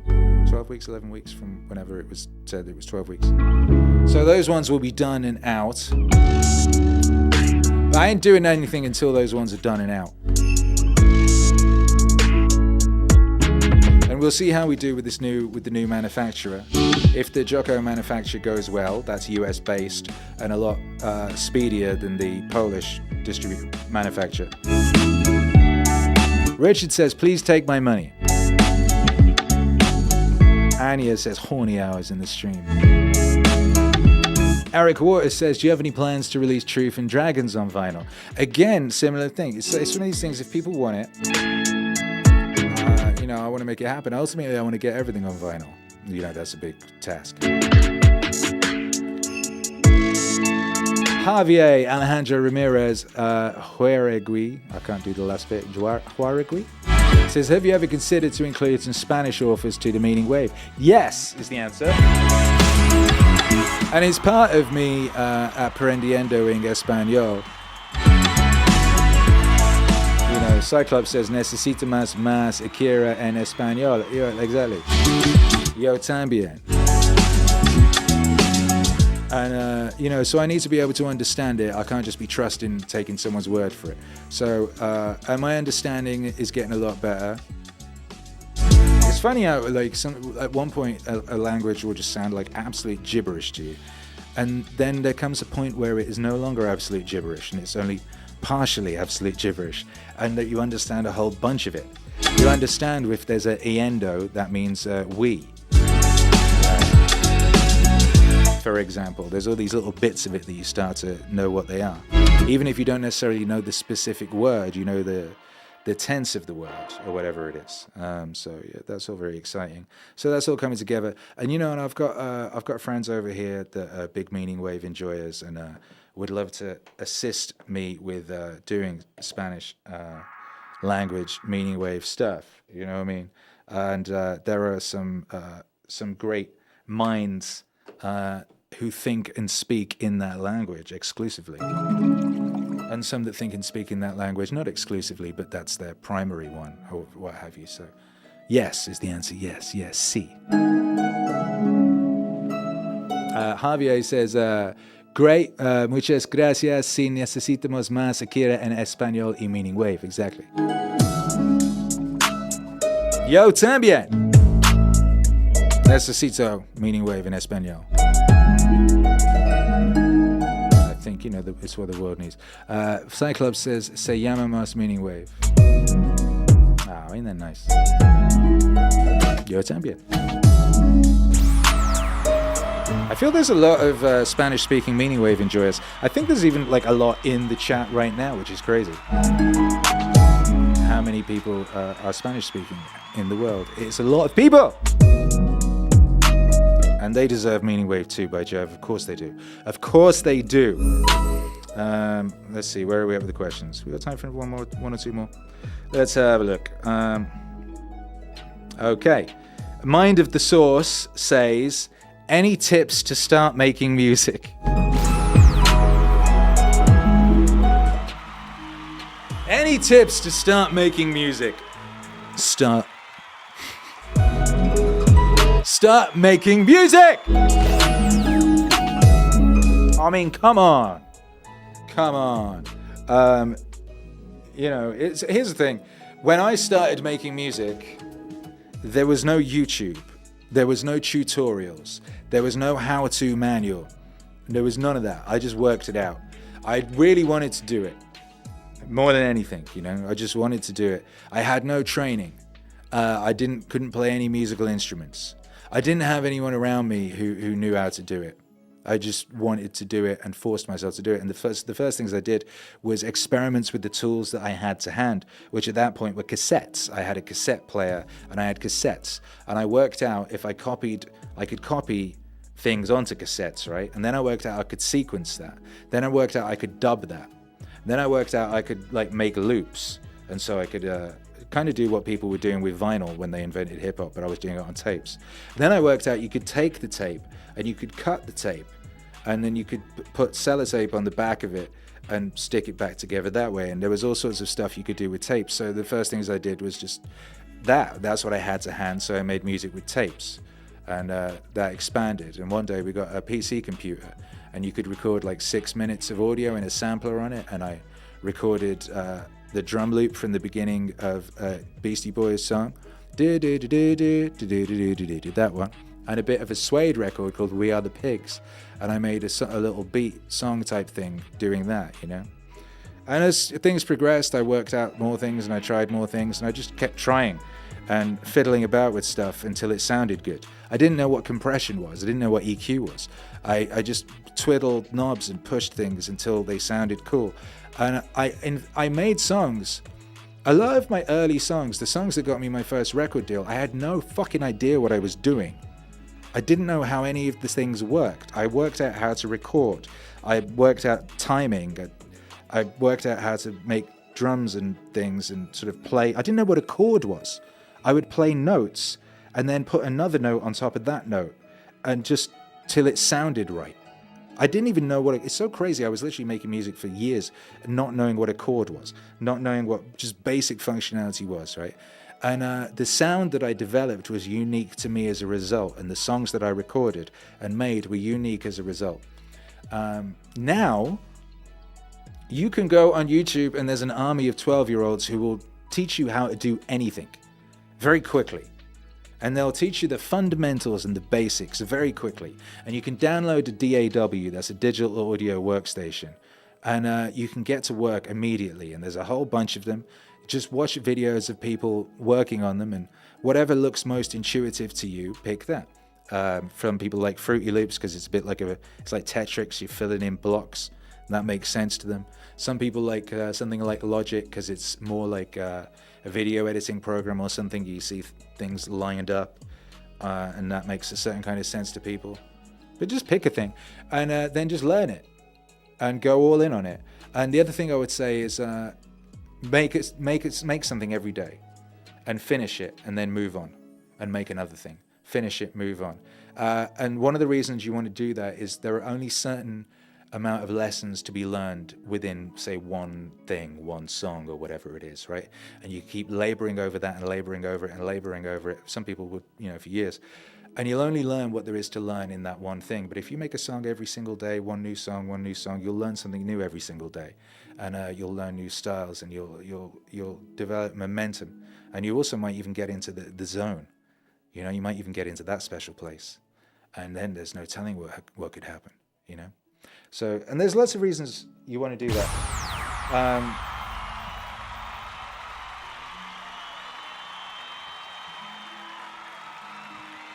You don't want to chase perfection. And one of the reasons you don't want to chase perfection is because there is no such thing as perfection. Perfection is not real. And the reason there's no such thing as perfection is because perfection is unique to you. And what is perfect to you today will not be perfect to you tomorrow, because tomorrow you will be different. Right? And that's always going to be the case. What is perfect to you today will not be perfect to you tomorrow, because tomorrow you will be different. So you cannot chase perfection. It is ethereal and uncatchable. It is an uncatchable thing. You can never you can get it for a few moments, and then you fall asleep and you wake up and it's gone. So don't do that. What you want to do is execute on a daily basis, and you'll just get better and better and better. And the ultimate goal, I always thought, for me anyway, was you hear something in your head. You hear a song in your head, and then you want to bring it into the world. And so the more competent you can become utilizing the tools at your disposal, whatever they are, whether it's an instrument, whether it's a digital audio workstation, however it is, whatever it is, if you keep working and you keep executing, at some point you're going to get to the point where you can bring what is in your mind, in your imagination, wherever it is that you found it, idea space, the fifth dimension, God, and you can bring that through you, through the unique conduit, the unique Byzantine conduit that is your life's experience. Through that, you can bring this thing into the world as you envisaged it, as you imagined it. And when you get to the point of being able to do that, which I got to a little while back, it is an incredible thing. It's an indescribable experience. It's such a magical, powerful, transcendent thing, beyond anything that you can experience via, drugs or anything like that. It's another worldly thing, and it's a thing you can't buy. It's one of those things you cannot buy. You can only achieve it via hard work and dedication to mastering something, whatever it is. Maybe it's being really good at tables. Maybe it's bringing the table in your mind into existence. Whatever it is. But that is something you can do. It's something that anybody can do. All it takes is just doing the thing every day for a long time. But not even that long a time if you think about the length of your life compared to how long that can take. So in answer to your question, what was the question? How do I make music? How do I start making music? Yeah, any tips to start making music? There are your tips to start making music. But TLDR, start making music and then keep making music. If that's what you want to do.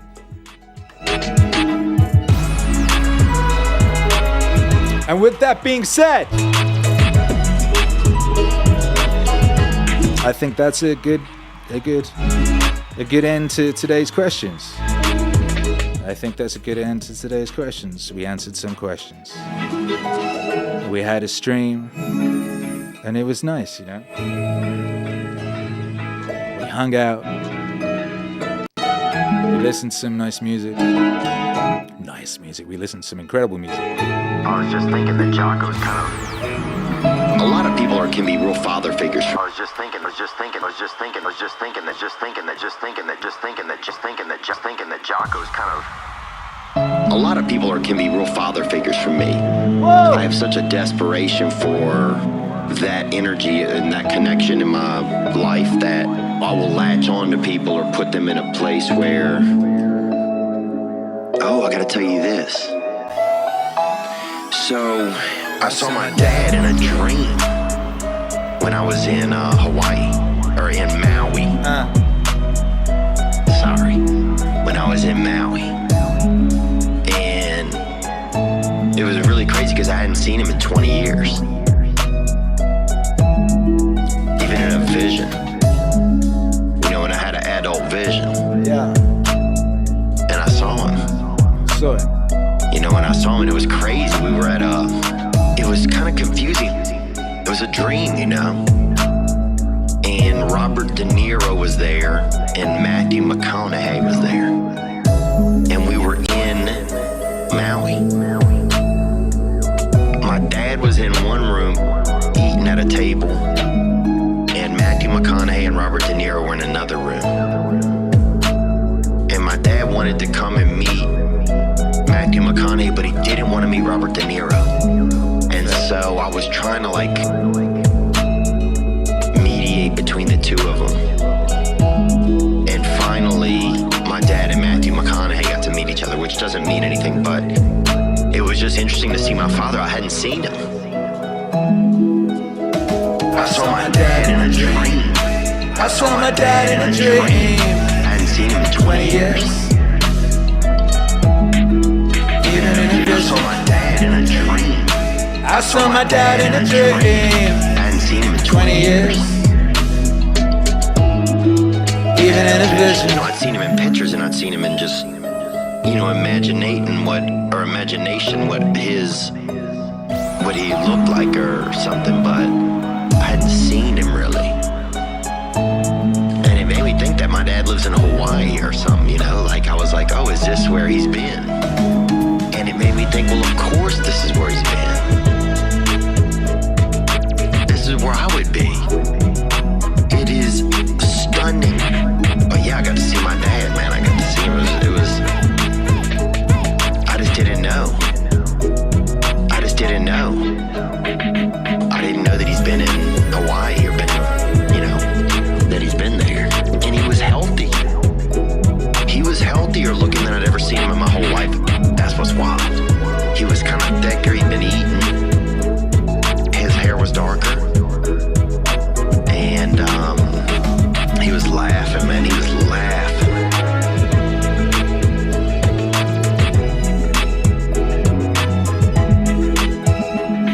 He was kind of being cool, trying to a little bit play it cool or be cool, I guess. I don't know. I mean, he lives in that world, in the subconscious or in dream world, so I have no idea what his life is like there. Wow. He may drive a Corvette, I don't know, I didn't see, the parking lot or anything like that. I just saw just him. I saw my dad in a dream. I saw my dad in a dream. I hadn't seen him in 20 years. Even in a vision. I saw my dad in a dream. I saw my dad in a dream. I hadn't seen him in 20 years. Even in a vision. I saw my dad in a dream. I hadn't seen him in 20 years. Even in a vision. I saw my dad in a dream. I hadn't seen him in 20 years. Even in a vision. And man, right when I got up, I've just been on this kick where I've just been trying to stay more motivated and like, when it's time to get up, it's time to get up. And I need to do things, and I want to have more experiences in my life. You know, recently I've just been realizing like I do a lot of stuff, but it's a lot of the same things. And I'm not really having a lot of like new experience. And so I want to have a little bit more of that. Man, I wish I'd just laid back down and tried to go right back and see him. You know, wherever he was. But it's just so funny. I mean, I've slept in, you know, in the past 20 years, I've probably fallen asleep in, you know, 42 states and 15 or 20 or 30, I don't know, countries. And not once did I see my father. And then, bam. Bam! I'm in Maui, and there he is. Maui, and there he is. Maui, and there he is. Maui, and there he is. Maui, and there he is. Maui, and there he is.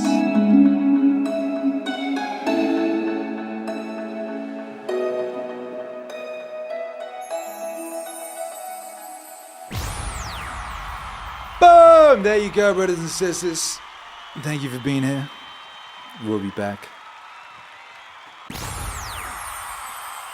Be excellent to one another, of course. And, oh yeah, Meaningwave.com. Couple of hours left on the Black Friday sale. Couple of hours left to take advantage of that. Get 25% off everything. Make your ancestors proud. See you very soon. God bless.